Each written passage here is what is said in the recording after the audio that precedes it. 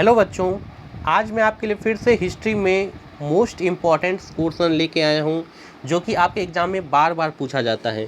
जी हाँ, यही क्वेश्चन जो है एग्ज़ाम में बार बार पूछा जाता है, तो आप ये क्वेश्चंस को याद कर लें। तो चलिए स्टार्ट करते हैं, और आपसे रिक्वेस्ट है कि अगर आप चैनल पर नए हैं तो चैनल को ज़रूर से ज़रूर सब्सक्राइब कर लें ताकि आपको वीडियो मिलने में कोई परेशानी नहीं हो। चलिए, फर्स्ट क्वेश्चन है, टीपू सुल्तान अंग्रेज़ों के साथ युद्ध में कब मारे गए? तो याद रखना है कि टीपू सुल्तान अंग्रेज़ों के साथ युद्ध करते हुए कब मारे गए थे। तो याद रखना है 1799 ईस्वी में। देखिए, ये क्वेश्चन आपके एग्जाम में 2-3 बार पूछा गया है, तो इसको आपको याद रखना है कि 1799 ईस्वी में टीपू सुल्तान जो है अंग्रेज़ों से युद्ध करते हुए मारे गए थे। उसके बाद है, प्रशासनिक अव्यवस्था के आधार पर डलहौजी ने किस राज्य को ब्रिटिश साम्राज्य में मिलाया था? तो किस राज्य को मिलाया था? तो याद रखना है अवध को मिलाया था। किस राज्य को? अवध को जो है डलहौजी ने ब्रिटिश साम्राज्य में मिला लिया था। चलिए, उसके बाद नेक्स्ट है कि किस सिख गुरु ने विद्रोही राजकुमार खुसरो की सहायता धन एवं आशीर्वाद से की थी? तो किस सिख गुरु ने विद्रोही राजकुमार खुसरो की सहायता की थी? तो याद रखना है उस सिख गुरु का क्या नाम था? उसका नाम था गुरु अर्जुन देव। ठीक है, तो इसका करेक्ट आंसर क्या हो जाएगा? Option number C. उसके बाद है, किसके शासनकाल में ब्लैक होल दुर्घटना घटित हुई थी? तो इस टाइम कौन थे? तो याद रखना है ये थे सिराज उद्दौला। सिराज उद्दौला के शासनकाल में ही ब्लैक होल दुर्घटना घटित हुई थी। उसके बाद है, अंग्रेजी शासन का प्रभाव किस क्षेत्र में अधिक पड़ा? तो याद रखना है कि अंग्रेजी शासन का प्रभाव जो है आर्थिक क्षेत्र में सबसे अधिक पड़ा। उसके बाद है कि भारत में प्रथम रेल लाइन निम्नलिखित में से किसने बिछवाई थी? तो याद रखना है कि भारत में प्रथम रेल लाइन बिछाने वाले कौन थे? जॉर्ज क्लार्क थे। ठीक है, जॉर्ज क्लार्क जो थे उन्होंने पहली रेल लाइन बिछवाई थी। उसके बाद है, भारत से ब्रिटेन की ओर संपत्ति के अपवहन का सिद्धांत किसने प्रतिपादित किया था? तो ये सिद्धांत किसने प्रतिपादित किया था? दादा भाई नौरोजी ने। ठीक है, उसके बाद है नेक्स्ट, पंजाब के राजा रंजीत सिंह की राजधानी कहाँ थी? तो याद रखना है कि पंजाब के राजा रंजीत सिंह की राजधानी कहाँ थी? लाहौर में। ऑप्शन नंबर डी इसका करेक्ट होगा। गोद प्रथा पर प्रतिबंध लगाने वाले गवर्नर जनरल थे। तो याद रखना है कि गोद प्रथा पर प्रतिबंध किस गवर्नर जनरल ने लगाया था? तो वो लगाया था लॉर्ड डलहौजी ने। ठीक है, ऑप्शन नंबर ए इसका करेक्ट होगा। देखिए, ये सारा क्वेश्चन ही एग्जाम में बार बार पूछा जाता है, खासकर रेलवे एनटीपीसी के एग्जाम में ये क्वेश्चन आपका आता है, और ग्रुप डी के एग्जाम में भी बहुत सारा क्वेश्चन इनसे पूछा गया है। नेक्स्ट क्वेश्चन है कि भारत में ब्रिटिश भूराजस्व प्रणाली का निम्नलिखित में से किसने अधिक लाभ प्राप्त किया था? तो भारत में जो है ब्रिटिश भूराजस्व प्रणाली का सबसे अधिक लाभ जो मिला है वो किसको मिला है? वो मिला है जमींदारों को। ठीक है, तो ऑप्शन नंबर सी इसका करेक्ट होगा।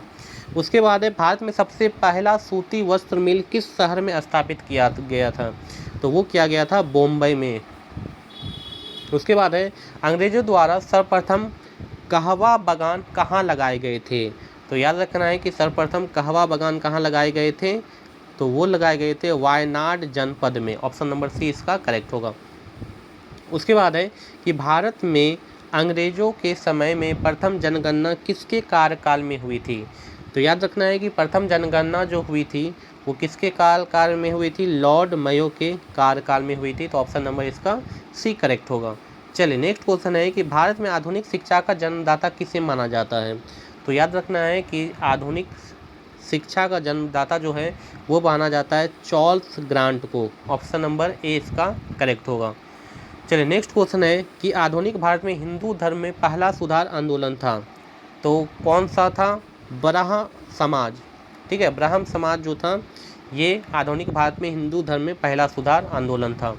उसके बाद चलिए नेक्स्ट चलते हैं। नेक्स्ट है, धर्म सभा के संस्थापक थे। तो याद रखना है कि धर्म सभा के संस्थापक कौन थे? राधाकांत देव थे। उसके बाद है, स्वामी विवेकानंद का मूल नाम क्या था? तो याद रखना है कि स्वामी विवेकानंद का जो मूल नाम था वो था नरेंद्र नाथ दत्त। उसके बाद है, मुख्यतः किसके प्रयास से सती प्रथा उन्मूलन हुआ? तो याद रखना है किसके प्रयास से सती प्रथा का उन्मूलन हुआ था? तो वो हुआ था राजा राम मोहन राय के। ठीक है, और आपको बताना है इस समय जो थे वो वायसराय कौन थे।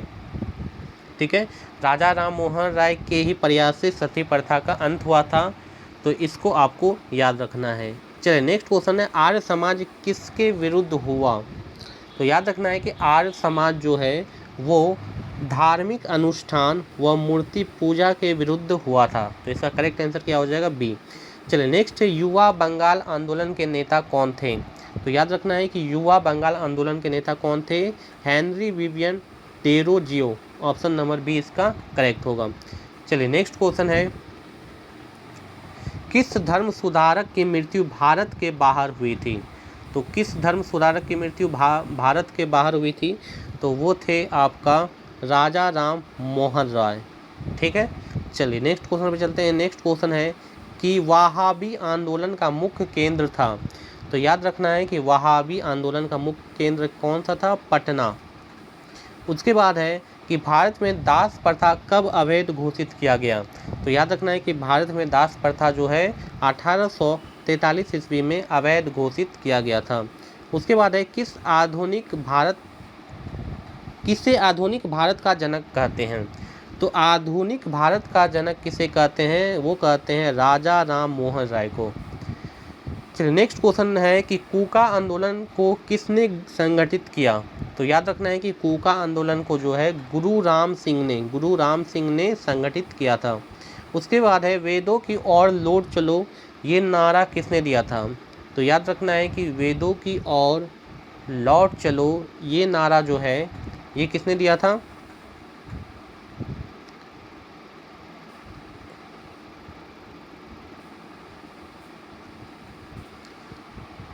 ये ऑप्शन देखिए यहाँ पे पूरा गलत दिया हुआ है। ठीक है, तो ये बाय प्रिंटिंग मिस्टेक है।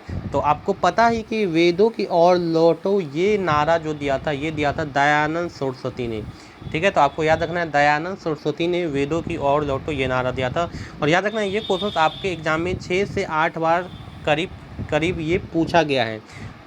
वेरी इंपॉर्टेंट क्वेश्चन है, इसको याद रखना है कि वेदों की ओर लौटो दयानंद सरस्वती ने इसका नारा दिया था। चलिए नेक्स्ट क्वेश्चन पर चलते हैं। नेक्स्ट क्वेश्चन है कि निम्नलिखित में से कौन फरायजी विद्रोह का नेता था। तो याद रखना है कि फरायजी विद्रोह का नेता कौन था, तो वो था आपका दादू मियाँ, ऑप्शन नंबर ए इसका करेक्ट होगा। चलिए नेक्स्ट है, देव समाज का संस्थापक निम्न में से कौन था। तो याद रखना है कि देव समाज का संस्थापक कौन था, शिव नारायण अग्निहोत्री। नेक्स्ट क्वेश्चन है कि ब्राह्म समाज किस सिद्धांत पर आधारित था। तो याद रखना है कि ब्राह्म समाज किस सिद्धांत पर आधारित था, एक स्वरवाद। ठीक है, यानी कि ईश्वर एक है उसी पर ये आधारित था। उसके बाद है कि निम्नलिखित में से किसने कहा था अच्छा शासन स्वशासन का स्थानापत्र नहीं है। तो ये किसने कहा था, ये कहा था आपका स्वामी दयानंद सरस्वती ने, ऑप्शन नंबर सी इसका करेक्ट होगा। तो ये था आपका लास्ट क्वेश्चन। और आपको वीडियो कैसा लगा कमेंट बॉक्स में आप ज़रूर से ज़रूर बताएं। अच्छा लगा तो वीडियो को लाइक करें और चैनल को ज़रूर से ज़रूर आप सब्सक्राइब कर लें ताकि आपको इसी तरह का वीडियो मिलता रहे। Thank you.